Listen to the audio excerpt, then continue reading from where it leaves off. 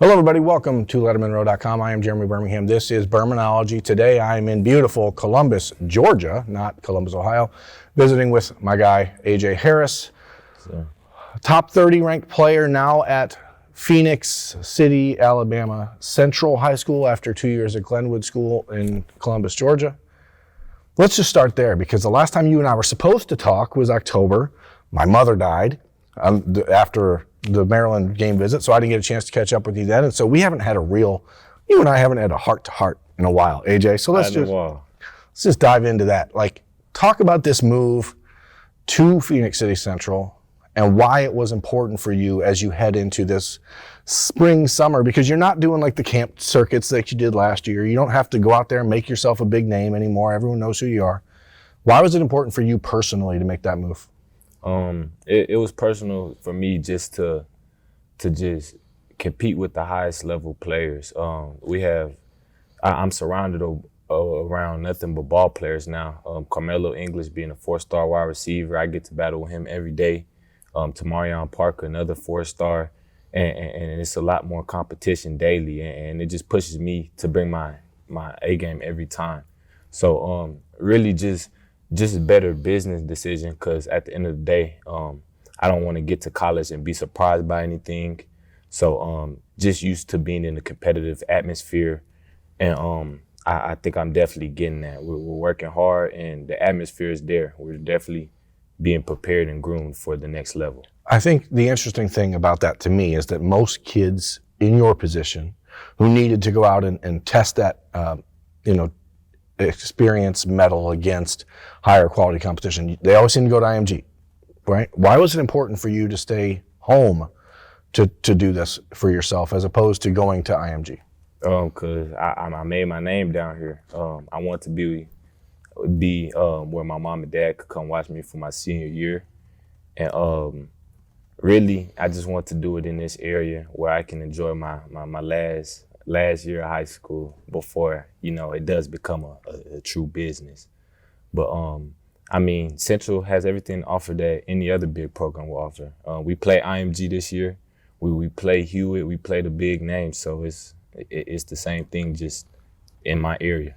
Do you automatically or have you quickly felt the adjustment that you had to make? Because again, talent-wise, I don't think anyone's doubted your natural ability as a cornerback, as an athlete. But when you're playing at a level that is generally lower than you are capable of getting to, it's easy to get complacent at times. It's easy to not feel like you have to go 1,000% because you can go half that and still be better than most people. Which, yeah, I would definitely admit. Last year probably wasn't my best year because, like you said, it is easy for me to be complacent due to me knowing that, I'm one of the better players out here, so I don't have to give 110% every day, which is really why I made the move, because I loved everything about Glenwood. It's where I got my offers. I made lifelong friends at Glenwood, but for me, it is, you grow through being uncomfortable. So I just feel like I have to bring my A game every time. So that was big for me in making that transition. And yeah, you can definitely notice it. Like every day, it's no days off at all. They push you every day. Are you finding that you actually want that and that you like it? Yes, I love it. That's what I was searching for. Like it's just like me and Tamarion Parker, the 4-star. We battle over stuff like who would be there first, like who's the first person in the facility. So we waking up at 6 o'clock just to be there at 6:30. So it's stuff like that, second mile living, that Coach Nick says that it's getting you prepared for the next level, because you won't come in and start unless you're second mile living and doing the different things to be a day one starter, or at least get on the field early. Tamarion Parker is a defensive lineman at Central who Ohio State has offered. The Buckeyes are in his top 5. We cover Ohio State on Lettermen Row, so we're going to veer slightly towards your actual recruitment now, which has also taken some changes in the last couple months. I mean, you more than maybe anybody in the country are an example of how the business of college football can really mess with high school athletes, because if we're being frank, 5 months ago, you probably were talking Ohio State, Clemson, Alabama, Georgia, maybe Notre Dame in there. All those schools had huge coaching changes in the last 5 months. In that time, you see Florida elevate in your recruitment, who has been helped because of a coaching change. You see North Carolina elevate they're the one school that has had stability, it seems like, as a coaching stuff. Have you had a chance to really just sit down and say, how am I supposed to keep up with this? I mean, has it taught you something about what this business really is? Yes, it shows you that, first off, it just shows you that, nobody owes you anything. You just have to make the best decision for yourself. And it kind of is a selfish decision. Yeah, it has to be. It has to be. And that's something that I've learned because I built great relationships with like every coach that was in my top school has almost left. Yeah. So it's just like, wow, that it kind of just, it doesn't feel right because they tell you they're going to be there, but they don't end up being there. So now you're like, dang, you weren't a man of your word. But at the end of the day, it kind of shows you that this is a business and you must treat it as such, or you won't end up making the best decision for yourself. So I've had to slow down and decompress because I was ready to make my decision a while back. But the program that I would end up committing to had a coaching change. So it's just like, just slow everything down and address everything as if it is a business. Like, you have to use me, and I know I have to use you. So what can we both get out of each other? Now, that's not a spoiler alert, okay? Every school that we just mentioned had a coaching change, so it could have been any one of those schools. He's wearing all this North Carolina blue today, and Florida blue today, or Michigan blue, or UCLA blue, or University of Arizona blue. Are you telling us that you're a Wildcat all the way? No, I'm not going to say that. So Ohio State did have a coaching change, and they had a pretty big one because the best, I think, and again, you can definitely tell me I'm wrong. I'm used to that. I am married. If it seemed like your best individual relationship with the coach was with Carrie Combs at Ohio State.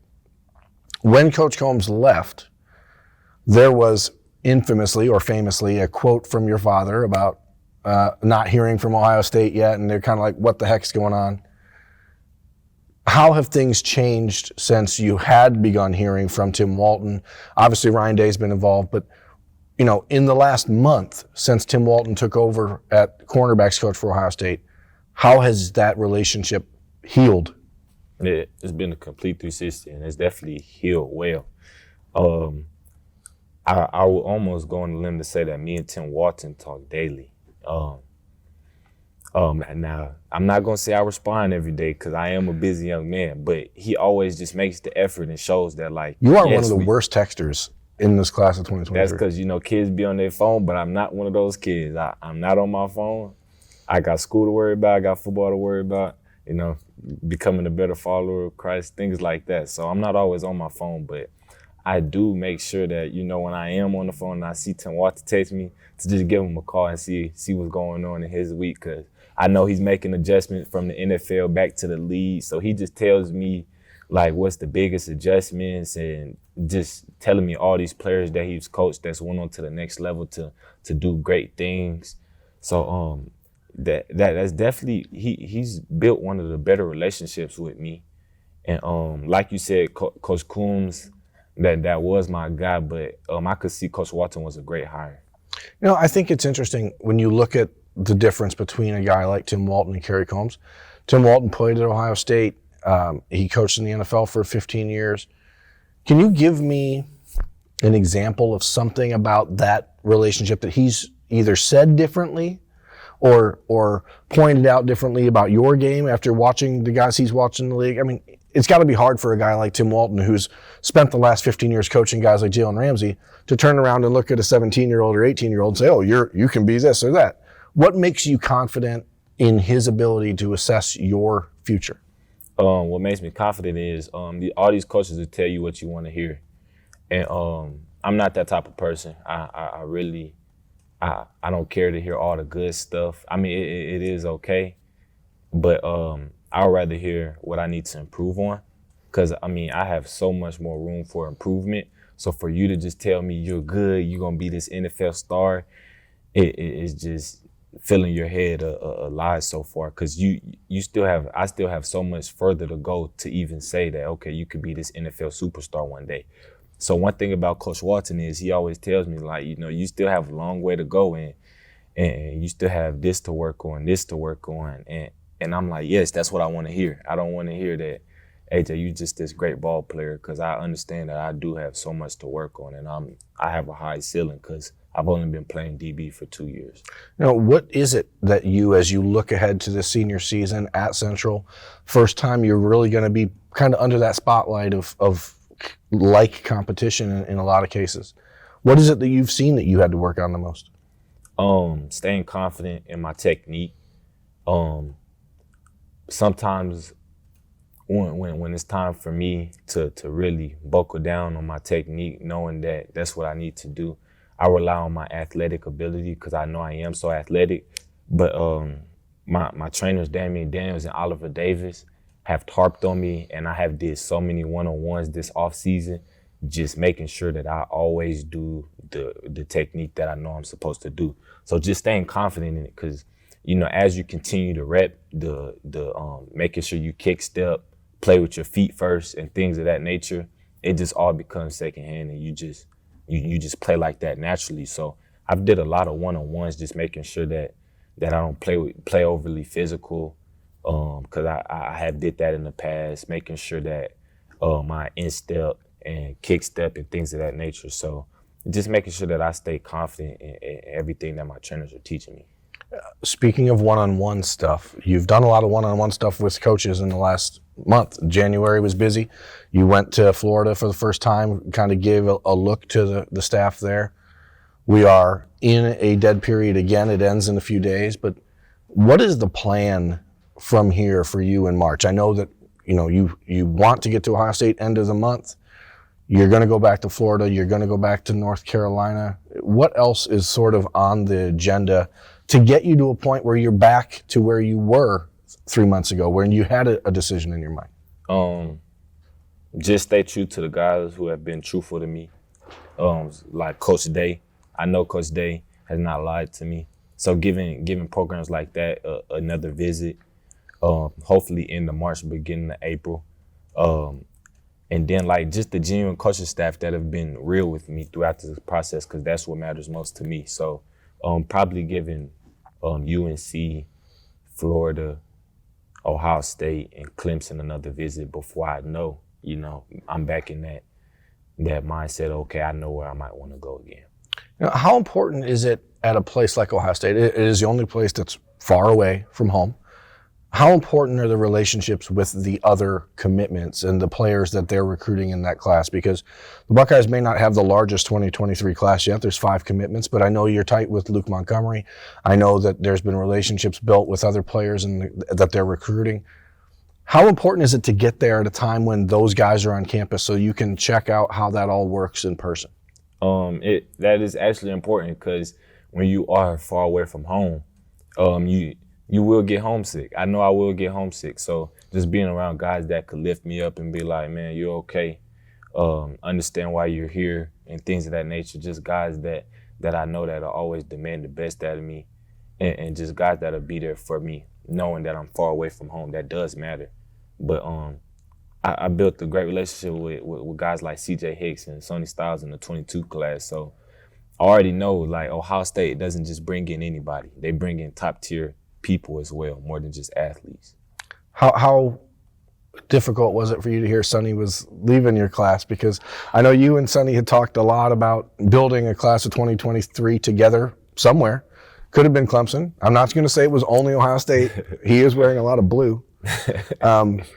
I know Sonny was really considering Florida as well. I mean, there's other things that were at play, but when you hear about Sonny making that decision to reclassify, when you see Quinn Ewers doing what he did, when you hear all these options, was there ever a thought for you, because you're an older guy in your class, was there a thought to do that instead of going to Central?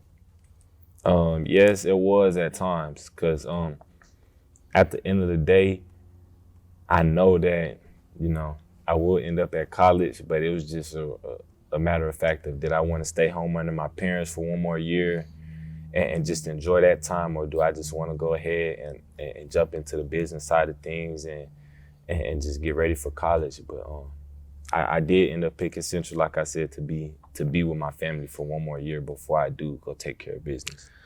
Have you seen any change in the way that your recruitment's been handled by the media? I mean, you're a guy that we have a pretty good relationship, I think. I mean, I don't talk to you often because I don't want to bug you, and I know you're bad on your phone. But like, no one has taken it serious, I don't think, that you would actually consider going to Ohio State. Do you have any idea why that is? It's because I'm a kid from down south. I was raised here, but many people don't really know my background of me being raised in Germany for 7+ years, 8 years, 9 years. Me being born and raised for most of my childhood in California. Many kids don't know that I'm not just this kid from down south, and I'm willing to do anything to make my dreams come true of playing in the NFL, whether that's moving 10 hours away from my family, staying close to home. I really don't care as long as I'm in the right hands. I'm respected, and just I know that I will get developed. That's what matters most to me. So people just think I'm just this kid from down south that's gonna stay home, but I'm willing to do anything to take care of business and just be developed by a top-tier program. If you ended up at Ohio State, Hero Canoe, who's just signed, obviously is from Germany. Mm-hmm. Have you talked to Hero about like building a Schnitzel business? No, we might need to. I might need to talk to him about that one. Maybe you guys can build a Columbus Schnitzel house or something. NIL is huge. I'm sure there is a huge German village in Columbus where Thurman's restaurant is, which is the best burger place in Columbus if you're going to go.